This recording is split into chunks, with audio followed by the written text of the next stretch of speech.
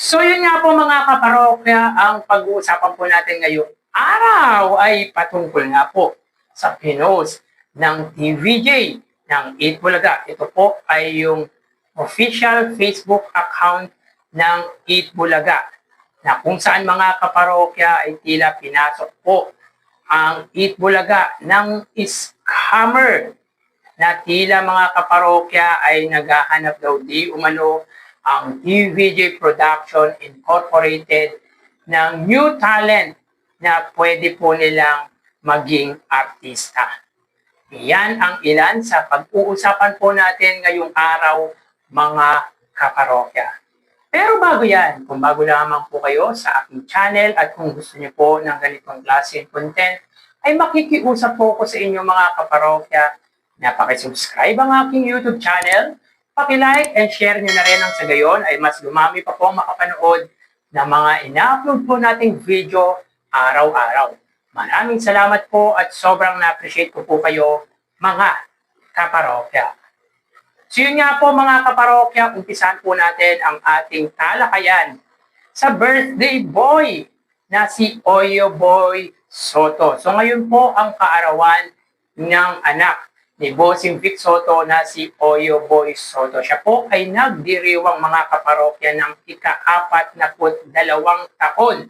So 42 years old na nga po si Oyo Boy Soto. Siya po ay pinanganak noong January 12, 1984.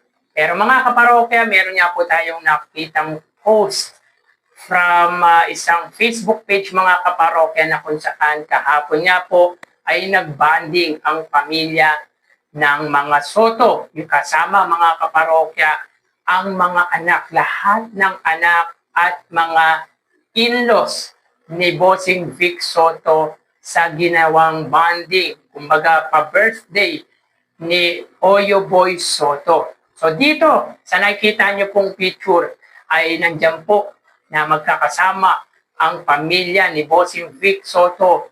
Nandiyan po si Mayor Vico Soto, si Mark Kingry, si Christine Hermosa, of course, dahil asawa nito, si Oyo Boy Soto na nagdiriwang ng kaarawan. Si Danica Soto, si Paulina Soto, at ang boyfriend nito kasamang anak, of course, si Pauline Luna, at yung anak nga po ni Bossing kay Miss Pauline. Pero ang maganda dito mga kaparokya, talagang pinaglaanan ng mga anak ni Bossing Vic Soto ang kaarawan ng kanilang kapatid.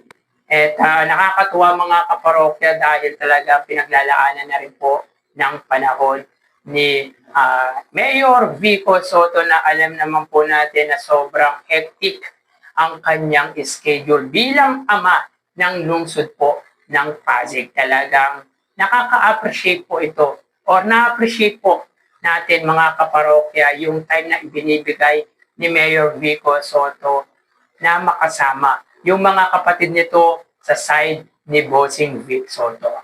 I'm glad to see mga kaparokya na kumpleto po ang pamilya ni Bossing Vic Soto together with his children. So again mga kaparokya, happy birthday kay Sir Oyo Boy Soto. Samantala mga kaparokya, isang executive sa TV5 ang tila nag-resign po. Ito po mga kaparokya ay hindi pa po official, pero yun nga po mga kaparokya, yung co-producer nga po ng TVJ Production sa 8 Bulaga TV5, ang executive po nito na si Jane Bazas ay umalis na nga po sa Media Quest. Ang Media Quest nga po mga kaparokya, ang isa sa producer ng longest running noontime show dito sa bansa. At ang dahilan mga kaparokya ay patungkol nga po sa maagang pagkakawala ng ABS-CBN, yung partnership ng TV5 at ng ABS-CBN, which is supposedly matatapos by 2027. Yun daw po ang isa sa dahilan kung bakit nag-resign ang presidente and the CEO ng Media Quest na si Miss Mary Jane Basas. At ang posibleng pumalit daw di umano dito ay walang iba kundi si Ricky Vargas. Sa mga hindi po nakakaalam mga kaparokya, si Ricky Vargas po ang isa sa namumuno or sa isa sa governor ng Talk and Text Tropang Texter. Kaya medyo kilala po natin siya, naririnig na po natin dahil sumusubaybay naman po tayo ng PBA. At yun nga po, parang napupusuan niya po ni Miss Mary Jane Basas na pamunuan ang Smart PLDT. So yun po ang pwedeng mapuntahan ni Miss Mary Jane Basas. Well mga kaparokya, kung saan po masaya si Miss Mary Jane Basas ay suportahan na lang po natin siya. Alam niya naman po ang kanyang ginagawa. At disclaimer lamang po mga kaparokya, hindi pa po official yan. Yan po ay speculation lamang. Pero ang higit na nakakaalam dito mga kaparokya ay si Miss Mary Jane Basas at si MVP or Manny V. Pangilinan. So yun nga po mga kaparokya, may post or nag-post nga po ang TVJ, ang Eat Bulaga, patungkol nga po sa kumakalat na scammer na kung saan mga kaparokya ay naghahanap daw di umano ng talent ang TVJ Production Incorporated. Ito nga po ang production firm ng Tito Vic and Joey at ng Eat Bulaga. Ayon sa post ng TVJ, beware of scammers. Do not trust any messages, calls, or posts claiming to be from Eat Bulaga TVJ Productions Incorporated unless they are officially announced on the show or posted on Eat Bulaga TVJ Production Incorporated verified social media account. So dito mga kaparokya, kung nakikita nyo po ang litrato na scammer di umano, ay nakalagay dito, nagsisik nga po ng talent for new film product or projects ang nasabing scammer na kung saan naka-indicate dito ang pangalang TVJ Production Incorporated. So open to new actresses at sabi dito, mag-email nga daw po kay dannyfilmchua@gmail.com. So hindi naman po related ang nasabing email na ito sa Eat Bulaga dahilan kung bakit maituturing or maituturing na scammer ang nasabing litrato or scammer na ito. Well, mga kaparokya, madali na po talagang gumawa ng mga fake news, lalo na sa Facebook, sa social media.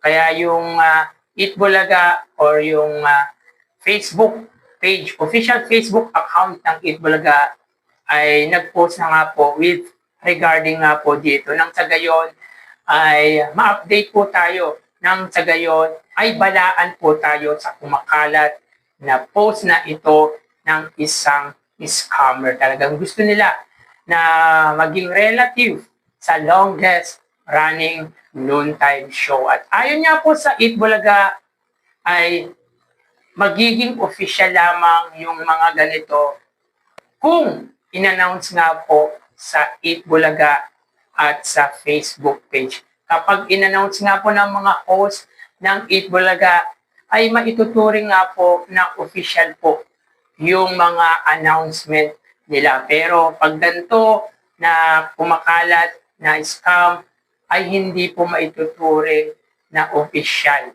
At dito, mga kaparokya, pinapabatid ng TVJ na wag daw po paniwalaan ang gantong uri ng post.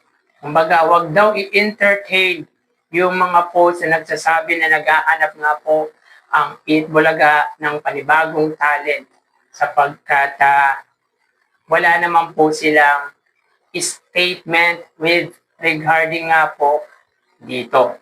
Kaya sa mga viewers, sa mga supporters ng Eat Bulaga, pakikalat po yung ganitong post ng Eat Bulaga TVJ nang sa gayon ay ma-inform po ang mga tao. Dahil kailangan din po ng tulong ng Eat Bulaga TVJ para maging aware din po ang mga tao sa mapanlinlang na page na ito.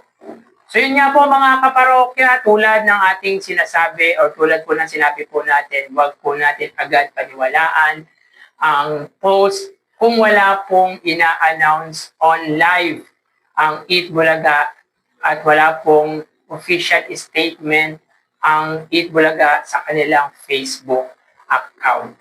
So wala mga kaparokya, ganyan po talaga ka-relative ang Eat Bulaga and Tito Vic and Joey.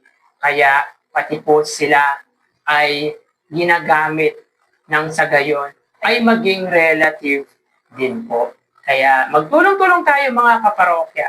I-post or i-share po natin yung post na ito ng Eat Bulaga TVJ. So hanggang dito na lang po tayo mga parokya. Mag-iingat po tayo palagi. Thank you and God bless.